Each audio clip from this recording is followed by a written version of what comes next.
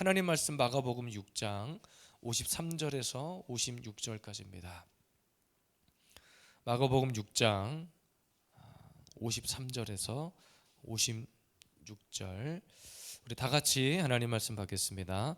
건너가 게네사렛 땅에 이르러 대고 배에서 내리니 사람들이 곧 예수신 줄 알고 그 온 지방으로 달려 돌아다니며 예수께서 어디 계시다는 말을 듣는 대로 병든 자를 침상째로 메고 나아오니 아무데나 예수께서 들어가시는 지방이나 도시나 마을에서 병자를 시장에 두고 예수께 그의 옷 가게라도 손을 대게 하시기를 간구하니 손을 대는 자는 다 성함을 얻으니라. 아멘. 게네사렛 땅의 회복의 역사, 이런 제목으로 마가복음 말씀을 전합니다. 지난 시간까지 우리가 살펴본 말씀을 보니까 제자들이 바다 위에 풍랑을 만납니다. 바다에서 풍랑을 이는 장면이 기록되어 있고, 사실은 제자들이 배를 탔던 이유는 이제 사역을 마치고 게네사렛이라는 동네로 이동을 하기 위함이었습니다. 그래서 오늘 본문에 보니까 그들이 도착한 장소가 어디냐면 게네사렛이라는 동네입니다. 사실은 게네사렛은 동네 이름이 아니에요. 가버나움이라고 하는 그 마을의 남쪽에 있는 어떤 평지를 가리키는데, 그래서 오늘 본문을 보면 게네사렛 땅이라 이렇게 표현을 하고 있습니다. 근데 여러분, 그 게네사렛 그 땅에서는 곳곳에서 샘물이 막 이렇게 솟아나기도 하고, 그 땅을 정말로 그것 때문에 비옥하게 잘 만들어 주었다 그래요. 그래서 그 땅만큼은 연중 산모작이 가능할 정도로 굉장히 좋은 땅이었다는 거예요. 그 결과 오늘 본문 56절의 말씀처럼 게네사렛 주변에 있는 어떤 도시, 지방, 이런 마을들이 많이 형성이 되어 있었다고 합니다. 그런데 중요한 사실은 아무리 그런 땅에서도 조차 해결할 수 없는 것들이 있었는데 병든 자들이 많았다는 거예요. 병든 자들. 오늘 본문 짧지만 본문의 분위기를 보면 그 땅이 너무나 좋은 반면에 아픈 병자들이 있어요. 결코 적은 숫자가 아닙니다. 우리가 잘 아는 바대로 상식적으로 병든 자에게 필요한 것은 뭔가요? 회복이죠. 회복. 그런데 이 회복의 역사가 사실은 지금 저와 여러분들에게도, 이 땅 가운데서도, 우리 민족에게도 필요한 회복의 역사입니다. 다시 말해서 게네사렛 땅의 회복의 역사가 오늘을 사는 우리에게도, 지금 우리 교회 위에도, 이 땅 이 민족 위에도 필요하다는 거예요. 지금 저와 여러분들에게 필요한 것, 이 교회 위에 필요한 것, 한국 교회 위에 필요한 것, 한국 교회 성도들에게 필요한 것, 여러분들의 가정에 필요한 것, 지금 저와 여러분들에게 필요한 것이 회복의 은혜예요. 그러면 어떻게 회복의 역사가 일어나는가? 많은 사람들이 아파하고, 많은 사람들이 공허함을 느끼고, 많은 사람들이 자살 충동을 느끼고 있는 이 시대에 어떻게 하면 우리가 진정한 회복을 누릴 수 있는가? 오늘 이 게네사렛 땅의 회복의 역사를 통해서 우리의 삶의 회복의 모델이 되고 진정한 회복의 역사를 누리시기를 주님의 이름으로 축복합니다. 아멘. 첫 번째입니다. 게네사렛 땅의 회복의 역사는 예수님이 그 땅 가운데 들어가셨다는 사실이에요. 56절 말씀해 보니까 아무데나 예수께서 들어가시는 지방이나 도시나 마을에서, 그러니까 우리 인간이 대단한 것 같지만 굉장히 어떤 면에서는 무능한 존재라는 것을 우리는 종종 느끼게 돼요. 그러니까 모든 것을 다 할 수 있을 것 같지만 가장 중요한 일은 할 수 없어요. 쉽게 말해서 우리가 암이라고 하는 것도 정복하지 못하잖아요. 쉽게 정복할 수 없어요. 많은 의학 기술이 좋아졌다고는 하지만 사실은 여전히 암은 암이에요. 그러니까 우리가 암이 초기가 됐든 중기가 됐든 말기가 됐든 내 몸 안에서 자라고 있는 암덩어리보다도 암이라고 하는 그 소리 때문에 사람들이 다 병들어 죽어갈 정도예요. 수많은 사람들이 영생을 구하지만 영원한 생명을 붙들지 못합니다. 오늘 본문의 게네사렛 땅도 마찬가지였어요. 그들이 땅이 너무나 좋고 잘 먹고 잘 살고 부유한 곳에서 살았지만 불치병 하나 해결할 수 없는 그런 동네였습니다. 그런 그들에게 필요했던 것은 단 한 가지예요. 예수 그리스도. 그들에게 필요한 것, 그 땅의 회복의 역사를 위해 필요했던 것은 예수 그리스도입니다. 진짜 회복은 어떨 때 일어나느냐? 예수님이 우리 안에 들어오실 때. 오늘도 말씀해 보니까 예수께서 들어가는 지방이나 도시나 마을이라고 했습니다. 오늘도 내 안에 예수 그리스도를 우리가 진정으로 모셔드릴 때 회복이 일어나는 거예요. 근데 많은 사람들이 묻습니다. 예수님을 내 안에 어떻게 모셔드리고 살 수 있는가? 사실은 그 방법을 우리는 다 알고 있어요. 근데 하지 않는 것 뿐입니다. 왜? 게을러서, 바빠서, 먹고 살기 바쁘니까. 어떻게 하면 예수님께서 내 안에, 내 심령 안에, 내 마음 가운데 내주할 수 있을까? 우리는 날마다 회복을 원하지만, 날마다 회복을 바라지만, 진짜 예수 그리스도 안에서 일어날 수 있는 진정한 회복을 꿈꾸지만, 진짜 예수 그리스도가 내 안에 계시는 것을 우리는 거부할 때가 많아요. 상황에 따라 돌변하는 우리의 마음.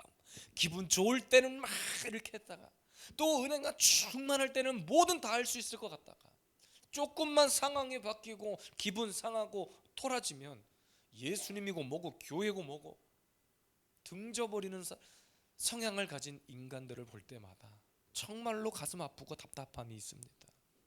오늘 게네사렛 땅의 회복의 역사의 시작은 예수님을 통해서였습니다.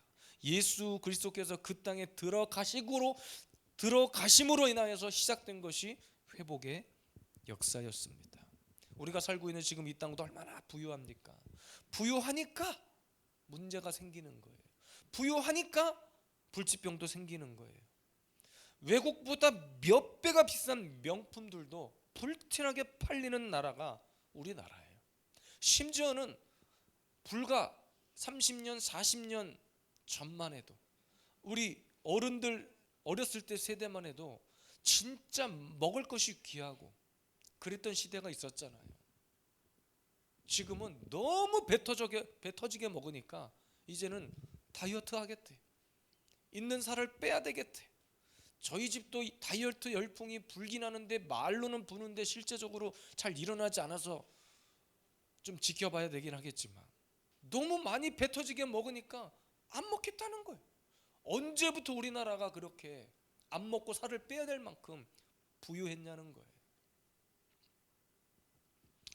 그것 때문에 불치병은 갈수록 늘어나고 있죠. 우리나라 같은 경우 지금 뭐 병원, 의료, 대란이니 뭐니 많은 일들이 일어나고 있는데, 어쨌든 육적인 질병을 넘어서서 정신적인 질병까지 넘쳐나고 있습니다. 예수 그리스도가 없기 때문이에요. 영적으로 진단해 보건대 예수의 생명이 없기 때문에 우리 마음의 질병을 통제할 수 없는 거예요. 최근에도 뉴스를 보니까 저는 정말 답답한 기사를 매일 보는 것이 너무나 안타깝습니다. 이름만 대면 알만한 유명한 연예인들이 자살을 했어요. 며칠 사이에. 물론 나이가 있어서, 우리 송대관 씨 같은 경우는 몸에 질병이 있어서 또 연세도 있으셨지만 그럼에도 불구하고 너무 이른 나이에 안타깝게 생을 마감하셨죠. 그런 경우는 어쩔 수 없고 그렇다 치고 하나님께서 부르셨으니. 근데 이 땅에 많은 젊은이들의 우상처럼 여겨지는 연예인들이 툭하면 목숨을 끊어요. 최근에 어떤 유명한 가수 휘성이라는 사람은 며칠 뒤에 콘서트까지 예정돼 있었대. 근데 자기 스스로의 이런 감당할 수 없는 마음의 우울증과 조울증과 각종 중독들 때문에 죽음을 맞이하게 되었습니다. 그러니까 여러분, 이런 일들을 보면 우리가 예수 안에 있다는 것을, 예수님이 내 안에 오늘도 찾아와 주셨다는 사실이 얼마나 귀한 사실인지를 우리는 깨달아야 돼요. 깨달아야 됩니다. 그래서 예배가 너무 좋고, 전 진짜 지난번에 우리 한명자 집사님 말씀하신 것 때문에 너무나 은혜가 돼서 그 말을 잊을 수가 없는데, 힘드시고 바쁘신 가운데서도 그래도 내가 이날 예배를 참석하지 않으면 목사님 너무 외로우실 것 같다, 이런 얘기를 하신 적이 있어요. 그래서라도 내가 예배에 나온다. 그렇게 말씀하신 순간 저는 이미 하나님께서 그 마음의 중심을 너무나 귀하게 여기셨다고 저는 생각합니다.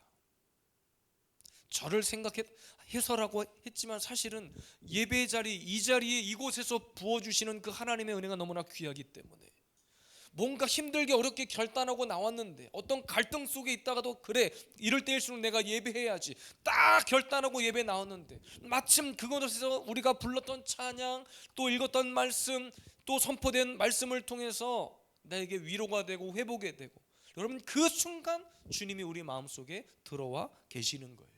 내 마음에 주님이 계시느냐 계시지 않느냐는 이 땅의 버전으로 놓고 보면 죽고 사는 문제입니다. 많은 사람들이 예수 생명이 없어서 죽어가요. 심지어는 교회를 다니는 수많은 크리스찬들도 자살을 택하는 경우를 저는 너무나 많이 봤습니다. 이런 시대에 살고 있는 저와 여러분, 이거는 학적으로 우리가 상담학을 배우고 교육학을 배우고 다 소용없어. 내 안에 예수의 생명이 있냐 없냐. 오늘도 예수님께서 예배 가운데 우리가 고백한 찬양 가운데 내 안에 들어와 계시느냐 그렇지 않느냐. 예수님이 계셔야 할 자리에 세상의 부와 명예와 세상의 쾌락이 들어와 있느냐, 어둠이 들어와 있느냐, 빛이 있어야 할 자리에 어둠이 들어와 있느냐. 정말 죽고 사는 문제라고 생각합니다. 얼마 전에 제가 설교하면서 전한 예화이긴 한데, 어떤 분이 교회를 찾아가가지고 예배를 드리는데 과거에 비해서 너무나 예배가 화려해지고 너무나 예배가 멋지고 막 찬양 몇 곡만 불러도 막 그런 분위기 속에서 막 은혜가 되고 그랬는데, 최근에는 왠지 모르게 바뀐 건 없고 다 똑같은 것 같은데 자꾸 예배를 드리면 드릴수록 마음이 공허해지더래. 근데 그 교회 예배 시스템은 변한 게 없대. 목사님도 그대로, 찬양도 그대로. 그래서 스스로 고민하다가 이제 저희처럼 설교가 이렇게 인터넷에 유튜브에 올라가잖아요. 그래서 지난 설교를 유튜브로 계속 쭉 돌려봤대요, 그분이. 그랬더니 설교를 듣는데 한 가지 놀라운 사실을 발견한 거예요. 설교를 한 40분에서 1시간 가까이 하시는데 예수 그리스도, 예수의 옛자 얘기를 단 한 번도 꺼내지 않으시더래요. 설교 중에 예수 그리스도의 복음, 예수 그리스도, 오직 예수 이야기를 한마디도 꺼내지 않으시더래요. 본문을 읽었는데 계속 다른 이야기를 하시더래요. 정치 이야기하고 세상 이야기하고 막 이런 이야기를 하더래요. 그러니까 사람들이 예배 시간에 깔깔깔깔거리고 막 웃고 막 뭔가 어떤 재밌는 예화를 하면 너무나 즐거워는 하는데, 그렇게 예배를 드리고 집에 돌아가면 내 안에 남아있는 것이 없는 거죠.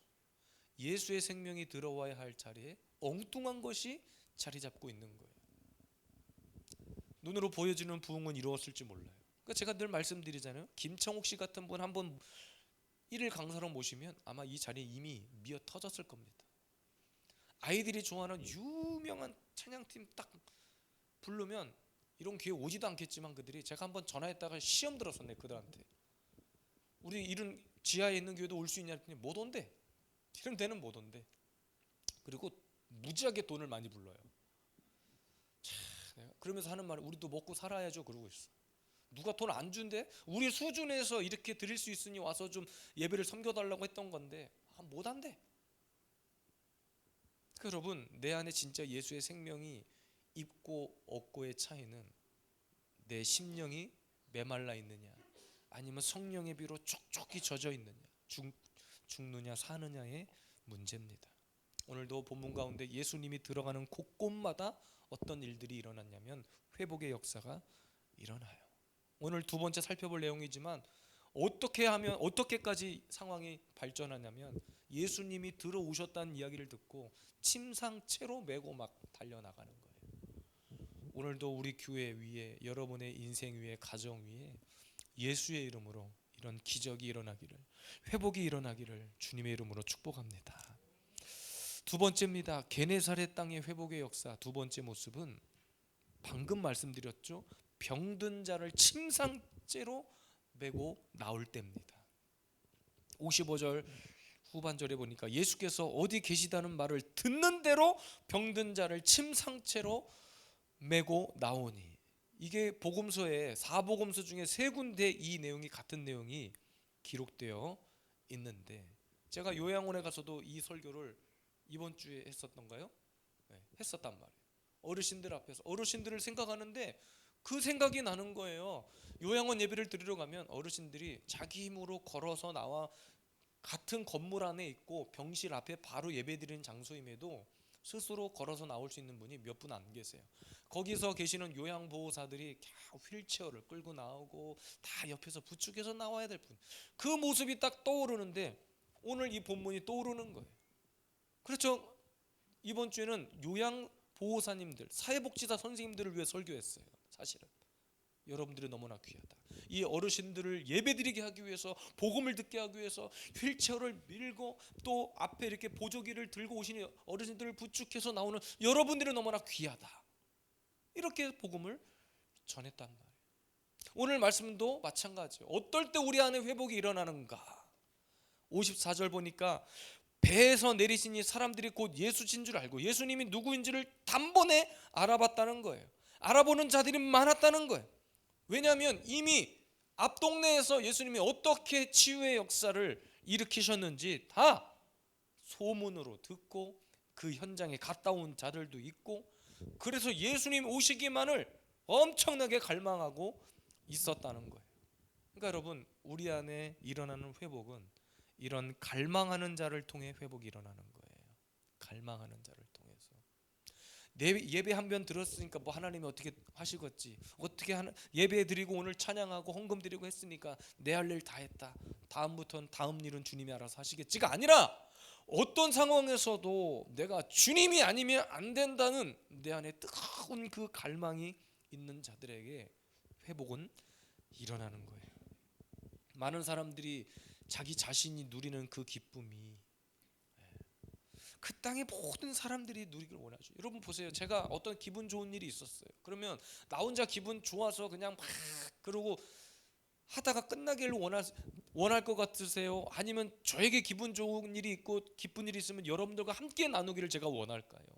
두말하면 잔소리죠. 여러분들과 좋은 이야기들을 함께 나누고 싶어요. 나 혼자 좋아서 혼자 다, 제가 로또가 당첨됐다고 생각해 봅시다. 그러면 이거를 내가 이야기를 하면 사람들이 와서 나에게 돈 빌려달라고 그럴까 봐 나 이거 하고 있는 것이 아니라, 저는 진짜 그럴 일은 없겠지만 선물로 받은 거든 제가 사든 로또가 당첨되면 바로 이 자리에서 말씀드릴 수 있어요. 그런 일은 일어나지 않아요.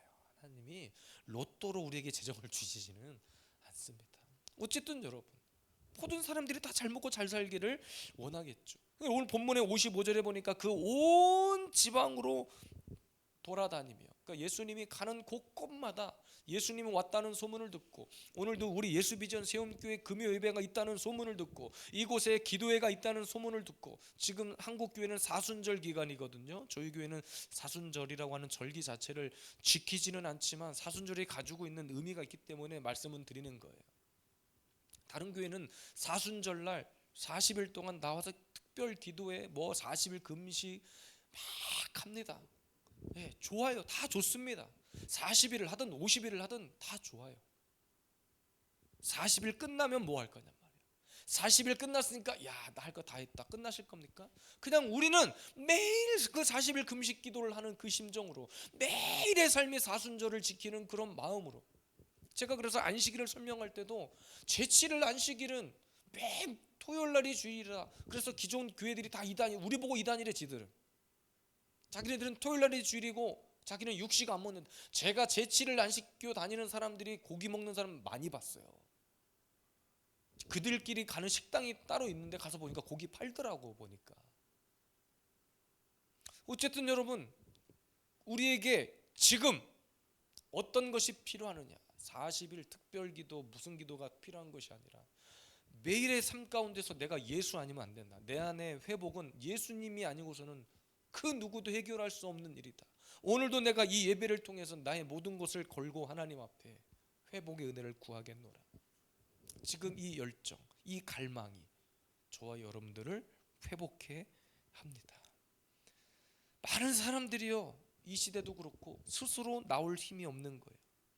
때로는 그분들을 위해서 누군가의 눈물과 기도가 필요할 때가 있기는 합니다. 오늘 본문에도 보니까 한 중풍병자를 네 사람이 도왔어요. 그러니까 불가능한 상황에 봉착을 했는데, 예수님이 오기는 오셨는데, 그곳에 들어가기는 가야 되겠는데 많은 사람들 때문에 막혔단 말이에요. 그들이 택한 방법이 뭔지 아십니까? 지붕으로 데리고 올라가서 지붕을 뚫고 지붕 위에서 밧줄을 매달아 내려 주었다는 거예요. 엄청난 일이란 말입니다.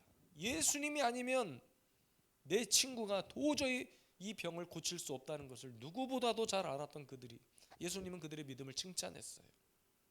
병자의 믿음뿐만 아니라 그를 데리고 나온 친구들의 믿음까지도 칭찬했습니다. 이게 보통 칭찬입니까? 예수님께서 직접 하신 칭찬이란 말이에요. 과거에 제가 평신도 때부터 전도사 신학생이 되어서 섬겼던, 이제 부교육자를 또 다른 교회에서 사역을 했지만, 그때 섬겼던 교회에서는 뭐 우리 교인들은 다 아실 겁니다. GBS 선교 공부방이라는 것을 했었어요. 그게 뭐냐면 글로벌 비브리칼 시스템. 그래가지고 우리 자녀들을 학교 끝나면 다 아이들이 학원으로 가고 과외 받으러 가고 다 공부하는데 빼앗겨 버리니까 어른들은 맨날 새벽 예배 나오고 수요 예배 나오고 금요 예배 드리고 또 구역 예배 드리고 주일날 온종일 예배 드리고, 그렇게 해도 중내산에 하면서도 우리 자녀들은 방치돼 있었단 말이에요. 일주일에 한 번 주일학교 겨우 1시간 예배 드리고 끝나고, 이런 상황에서 제가 섬겼던 그 교회에서 GBS 공부방이라는 걸 했었어요. 그래서 학교 끝나고 아이들을 학원 보내지 말고 교회로 데리고 와라. 그럼 교회에서 공부시켜주고 신앙훈련 시키겠다. 이거를 전국적으로 세미나를 해서 확산해서, 제가 그때 이 총무 간사 일을 했었어요. 그때 막 교회마다 고민이 뭐였냐면 아이들이 주중에 나오질 않는다는 거예요.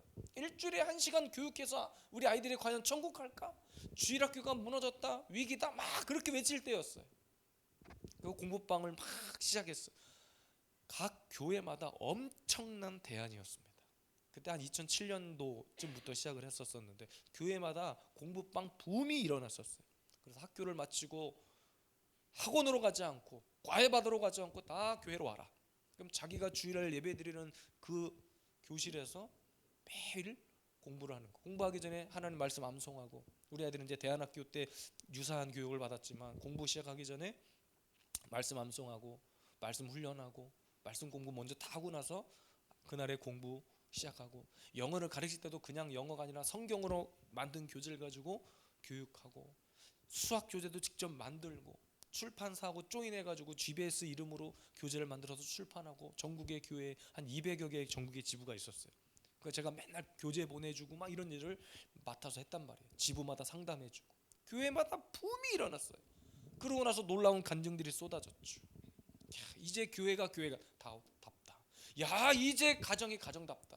그냥 단순히 교회에서 공부를 시킨 것뿐만 아니고 막 게임도 끊게 하고 부모님한테 어머니 아버지 존대를 가르치고, 교회 와서 엄마 아빠 했다가는 막 혼나는 거예요. 그러니까 우리 아이들도 지금 어머니 아버지라고 하는 것은 그때 아기 때부터 훈련을 받아서 코칭이, 지금 아이들한테 야 그냥 엄마 아빠 해봐 그러면 애들이 징그러서 못한다고 그래요. 에이 그냥 아버지가 편해요. 아빠가 뭐야 아빠가. 오히려 이렇게 된 거죠.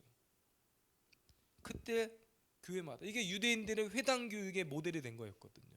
교회마다 놀라운 회복이 일어났습니다. 근데 여러분, 그 회복도 그런 회복을 갈망하는 교회에서 일어나는 거지, 우리가 아무리 이거를 외치고 TV 나와서 인터뷰하고 목사님이 막 뭐 기독교 방송에 출연하고 신문에 광고를 내고 별걸 다 해도 문제네, 대안이 없네 라고 하면서 이것을 하지 않는 교회는 아무런 관계가 없었죠. 어쨌든 그때 당시에는 이것이 놀라운 회복의 장치였어요. 여러분 혹시 들어보셨을 법한 이름인데 빌리 그레엄 목사님이라고 굉장히 유명한 목사님이 계세요. 우리나라에 한 1907, 80년도에 오셔서 여의도 광장, 지금은 여의도 광장 없어졌지만 옛날에 여의도 광장 있었잖아요. 거기서 한국의 기독교 한국 전도 대회라는 것을 크게 열었던 때가 있어요. 많은 사람들이 인파가 몰려서 아마 지금도 유튜브 찾아보면 그때 고 조용기 목사님, 여의도 순복음교회 목사님하고 빌리그레엄 목사님하고 이런 분들이 같이 막 거기서 이렇게 복음을 외치는 장면들이 남아 있어요. 그때 있었던 한 기사인데 어떤 기자가 빌리그레엄 목사님에게 물어봤습니다. 저는 잘 모르겠는데 이 수많은, 본인이 직접 예산을 들여서 그 전도대회를 열었다고 한 것 같아요. 어떻게 이 수많은 예산을 들여서 이 전도대회를 열었는가? 그 많은 가치가 있다고 보시는가? 차라리 어떤 사회봉사단체에 기부하는 것이 더 낫지 않겠냐? 기자가 그렇게 질문을 한 거예요. 근데 빌리그레엄 목사님이 뭐라고 대답했냐면, 그때 영상을 보면, 사진을 보면 진짜 수만 명이 그 여의도 광장 꽉 차 있는 사진이 아직도 있거든요. 근데 빌리그레엄 목사님이 이 전도 대회를 통해서 한 사람이라도 구원받는 자가 있다면 나는 이 대회를 치르면서 들어갔던 모든 경비의 그 값어치가 충분하다고 생각하는 거예요. 그러니까 한 영혼에 대한 가치를 이야기한 거예요. 여러분, 전도도 갈망하는 자들에게 열매가 나타나는 거지. 아무리 제가 여기서 부흥해야 됩니다, 우리 부흥해야 됩니다 하면서 저는 아무것도 안 해, 전도도 안 하고 아무것도 안 하면 아무 일도 일어나지 않아요.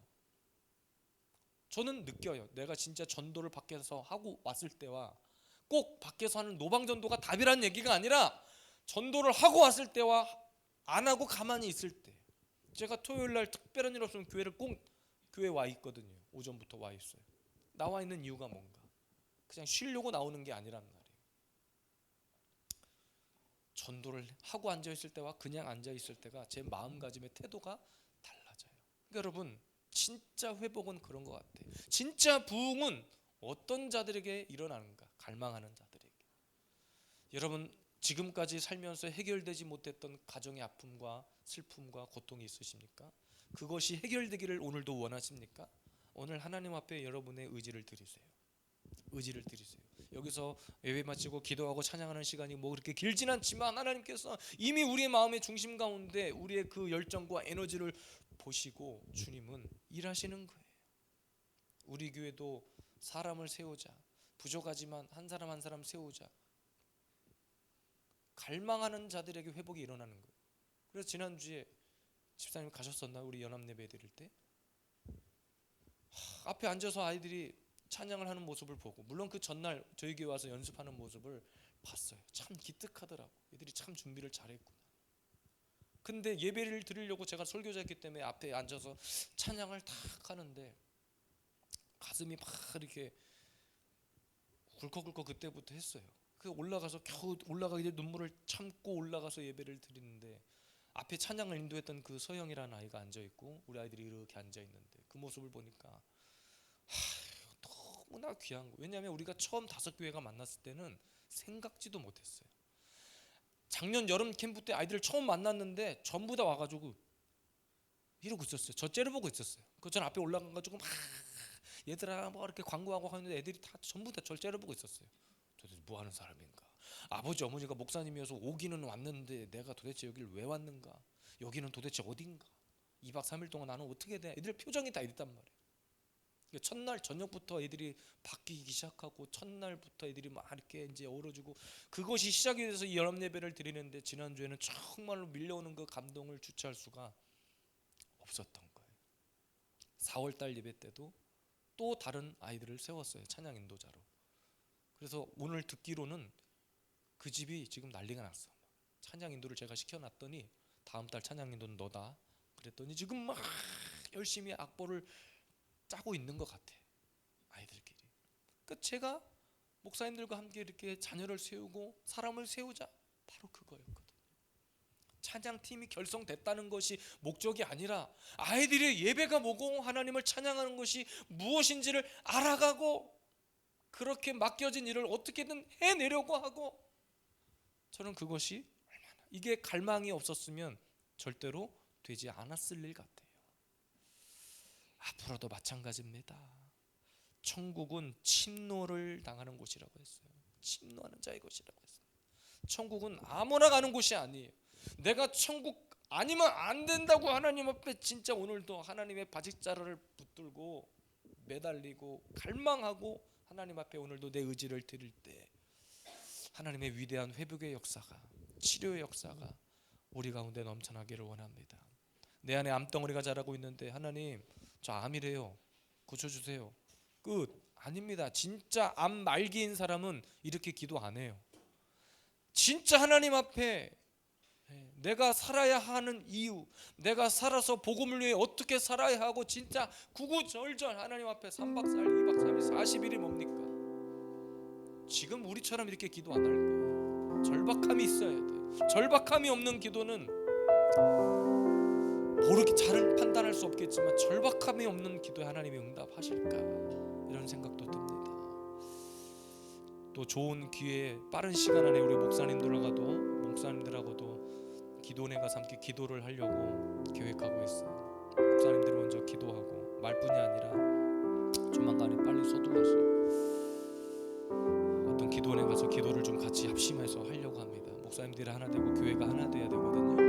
우리 자녀들이 세워지고 있는 이 상황 속에서, 회복이 되어져 가고 있는 이 상황 속에서 이 일이 중단되면 안 되거든요.